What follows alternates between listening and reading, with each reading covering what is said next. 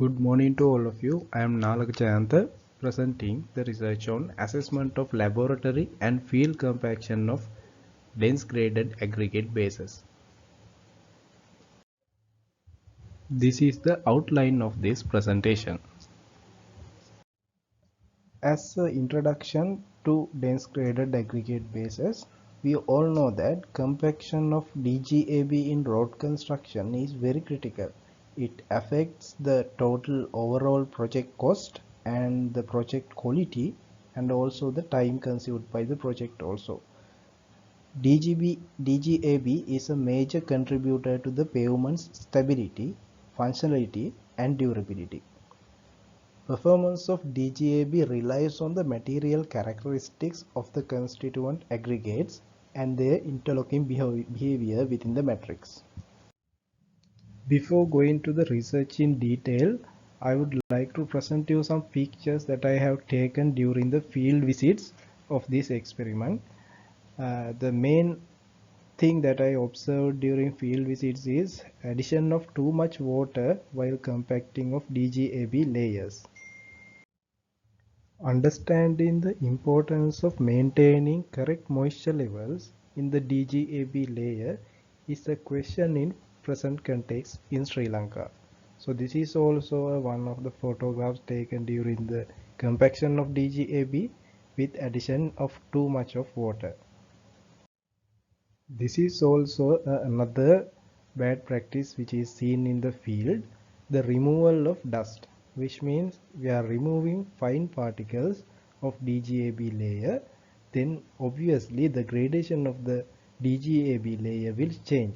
So these are some of the bad practices which are practically happening in local context. Finally, considering all of these things, my research objectives were focused on mainly on three things. The research ultimate goal is to evaluate the current practice in compaction of DGAB and identify the differences between field and laboratory compaction. So following tasks were carried out to achieve the objectives of my research. First, evaluate the current practices used for ABC compaction. Second, identify the effects of compaction at high moisture content. So segregation and change of gradation of DGAB are observed.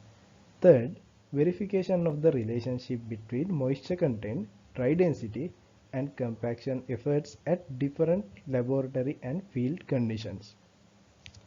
During the literature review of this research, compaction standards of DGAB were observed. Normally, the maximum dry density or MDD is used worldwide as the reference density.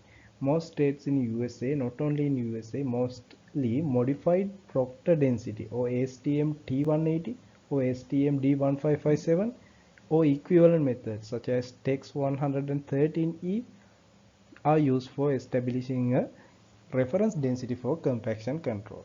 So compaction of 100% ASTO T180 is commonly specified. A limited number of states will use the standard Proctor density, so which is mean by ASTO T99 or STM D698. So there are mainly two methods of Proctor compaction: standard Proctor and modified Proctor. In those two methods, the difference is in T180 or modified Proctor, we are using a heavy hammer than the standard Proctor method. Due to that, the degree of compaction achieved at 100% of dry density established using ASTO T99 method is substantially less than that achieved using ASTO T180 method. This is a summary of key findings that I obtained from several researchers, and here in the first study it shows that impact compaction method is not an adequate laboratory procedure to specify the maximum dry density and optimum moisture content for field compaction, because we know in the field the actual compaction is integrated with the vibratory action as well as the impact compaction. So in impact compaction laboratory methods such as standard Proctor test and modified Proctor test, only an impact force is given to the sample, not the vibratory action is simulated. So in this research paper, they suggest that gyratory compaction method is more reliable than impact compact method. In the second study, it shows that vibratory hammer is a better alternative than Proctor and vibratory table test for granular soils. And here in the third study, there was a relationship between dry density and the number of roller passes represented by a logarithmic function.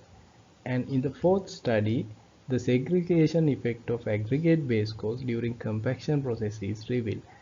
With high moisture content, it shows a significant effect on the gradation changes during the compaction process. A field data collection was done by visiting several ongoing road construction sites in order to observe DGAB laying and compaction procedures. And also a questionnaire survey was distributed among 30 site representatives from various sites around the country, focusing on moisture control during compaction and the compaction methods and the assuring of compaction at site before testing. According to the survey results, moisture content control is mainly controlled at 4 different stages in sites, mainly in stockpile and site while laying, or site at site just before the compaction or just after the compaction, as shown in these figures.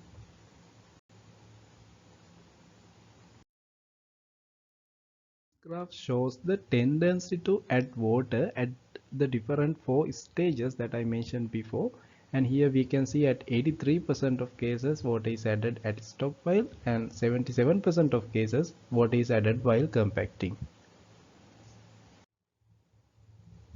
Then my laboratory studies were focused on 4 different impact compaction methods, mainly modified Proctor test and standard Proctor test, and thirdly modified mold with 25 blows, and fourth standard mold with 56 blows. So those are 4 different compaction tests I performed on DGAB material. And last, vibratory hammer compaction method was also done according to BS 1377 part 4.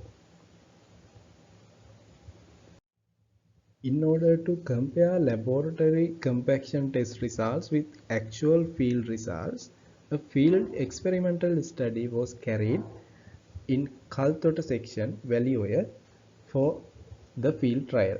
So field trials are done at 6 different energy levels, 2 roller passes, 4, 6, 8, 10 and 12 number of roller passes with 6 different moisture levels. So 11 ton single drum vibratory roller was used as the compactor in all of these cases. These are some photographs taken during the compaction of DGAB, and this is the test strip plan for the experimental study, and within brackets the moisture content is given and the changes are also given. This is the test strip plan that is used for the experimental study. This is a graphical representation of all compaction tests that are carried out both in laboratory and field test. So here standard Proctor test, modified Proctor test with 25 blows, standard Proctor test with 56 blows, and 2, 4, 6, 8, 10 and 12 number of roller passes curves and vibratory hammer test results are shown in this table. So as you can see, all field compaction curves, we can see the optimum moisture content is a little bit lesser than which are obtained by the laboratory compaction curves. But in the vibratory hammer curve, we can see the optimum moisture content is very similar to that of the optimum moisture content that are established using field trials. But the maximum dry density is slightly higher in vibratory hammer test than the actual field test, but still the most important parameter here is the optimum moisture content. So optimum moisture can be correctly estimated from the vibratory hammer test according to these test results. This is the dry density versus roller passes at different moisture contents, and we can see at moisture content 6.9 we can easily achieve the required dry density around 8 roller passes, but when we deviate from the optimum moisture content, it is difficult to obtain the dry density by minimum number of roller passes. This is the gradation change in the top 100 millimeters of DGAB layer at 9.3 moisture content, which is a higher moisture content. So we can see when we compact the layer at higher moisture content, in the top layer of DGAB we can see a higher content of fines pumping into the upper layer of the DGAB. This graph shows the gradation change in the bottom 100 millimeters of DGAB, and we can see with the increase in number of roller passes in the bottom 100 millimeters, the fine particles are lacking with the increase of number of roller passes. As the conclusion of the study, from the questionnaire survey results, it is revealed that the ABC compaction is carried out at higher moisture levels in most cases, leading to gradation deviations in most top and bottom layers of DGAB.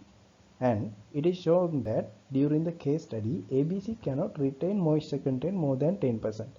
When moisture content is higher than 10%, the excess amount expels through sides, top or underneath the ABC layer. 98 compaction can be achieved by 8 number of roller passes of 11 ton roller if moisture content is around 6.9. However, if the moisture content differs from this optimum moisture content, then the proportionately more compaction effort should be deployed to obtain the required dry density. Dry density moisture content relationship of modified compaction test and vibratory hammer test is similar to the field compaction done by 10 and 12 number of roller passes of 10 ton roller. Maximum dry density obtained by the vibratory hammer test results was higher than that of field compaction test results. However, the optimum moisture content, which is the most critical parameter in compaction, is closer to the OMC obtained by the vibratory hammer test. So field optimum moisture content is very closer to the optimum moisture content obtained from vibratory hammer test. So we can recommend vibratory hammer test for the optimum moisture content determination of DGAB. Thank you.